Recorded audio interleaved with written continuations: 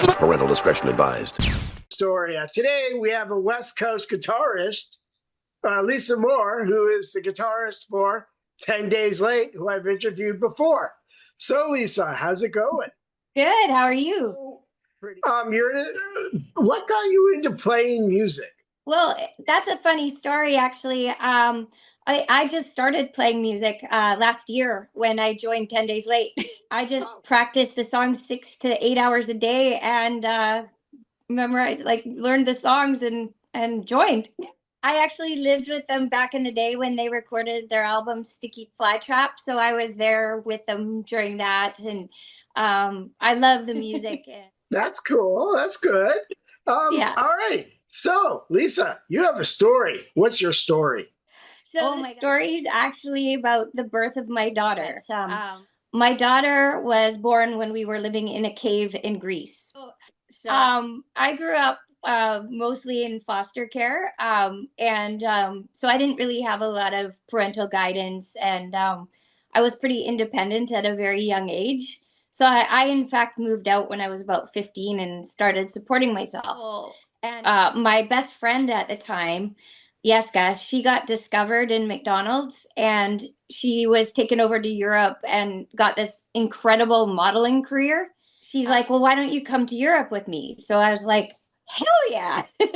And what she did was she told me that certain things cost like much less than what they actually cost. So like she was like, oh, the flight is $100 when it was like $600. But she was making $2,000 a day sort of thing. Like she was following a model around. Well, it got a little old after a couple months. I was like, I'm invisible. No one knows me. So I decided to go off on my own.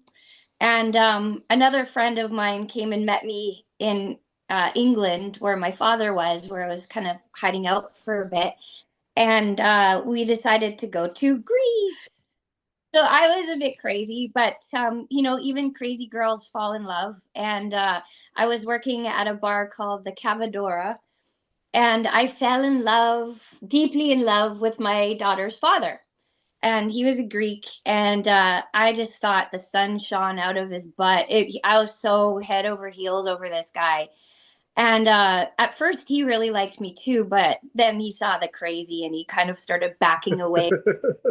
Like, you're a little too wild for me. But unfortunately, I got knocked up. So it was one of those things. And ironically, we dated for 9 months, and then I got knocked up.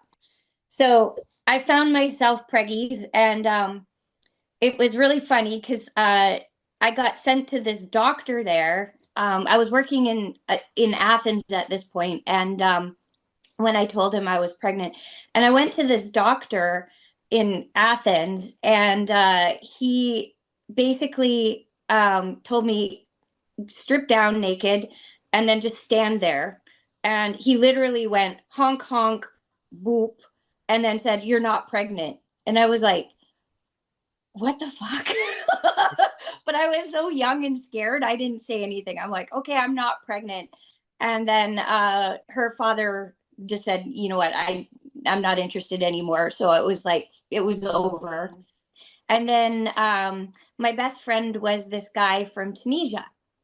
And so his name was Lino. And so he was the DJ at this bar, and I was like one of the barmaids who'd clean the glasses up, and like we'd try and get the guys to buy us drinks. I wasn't a whore, never touched them, never went around. I was so in ponies. I was totally chaste. But our job was to kind of like clean up and make sure everybody didn't fight, which they always inevitably would do.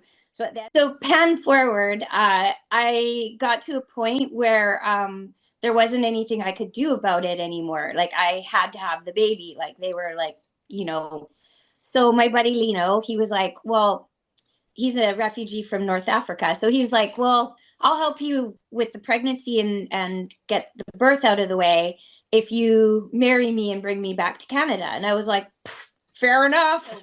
Pan forward, Lino and I moved over to Eos, which was that party island. We moved back there.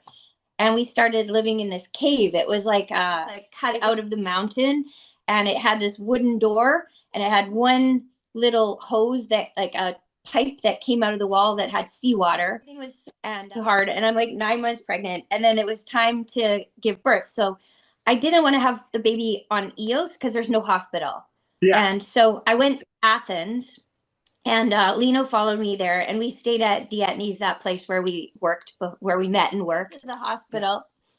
So we get to the hospital, and I'm like really scared, like really scared. Like the pain that comes with childbirth, it's not natural. I don't care what anyone tells you. It is not fucking natural at all. It feels like you're being stabbed with like 1,000 knives. It's so painful. Anyways, and so I'm like, and they put me in this room downstairs in the hospital by myself. Lino's gone. And like it was 3 a.m, so there's like nobody there. Nobody. And so I'm lying on this gurney, like all by myself. I'm like, hello. No one. And out of the blue, this cat comes up the hall, doo, doo, doo, doo, doo, jumps, and then lies right beside my head.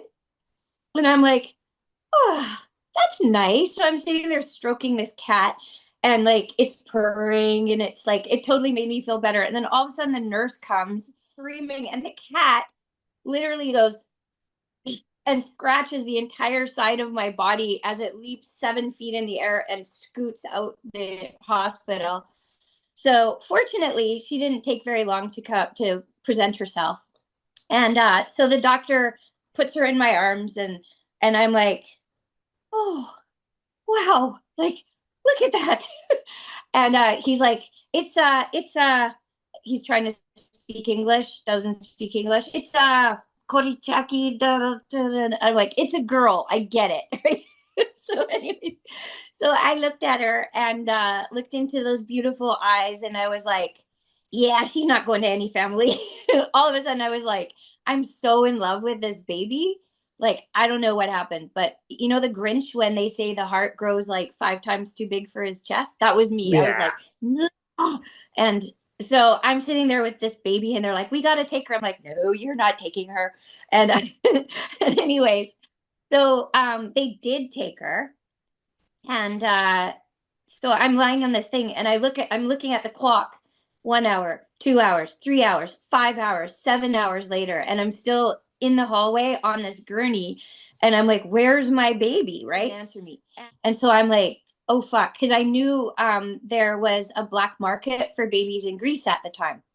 So I was like, oh, crap, they're trying to steal her, which they were, mother, which is really weird because I hadn't talked to her in a couple years. But I was like, look, I just gave birth to a baby, and they don't want to give her to me. So she phoned my uncle, who's a reporter for CBC, and he called the hospital and said, if you don't give her the baby, I'm going to do a story on how you steal babies in Greece. No kidding. And so within like 30 seconds, I had her. Yeah. So I lived there for 2 years with her, and then finally had enough of being super broke and poor and illegal, and I came back to Canada. Cool. All right. Well, Lisa, that was a story, I will say. I have a question, though. So her birth certificate, does it say in a cave, or does it say in Greece? As in Greece, yeah. But her name is pretty fun.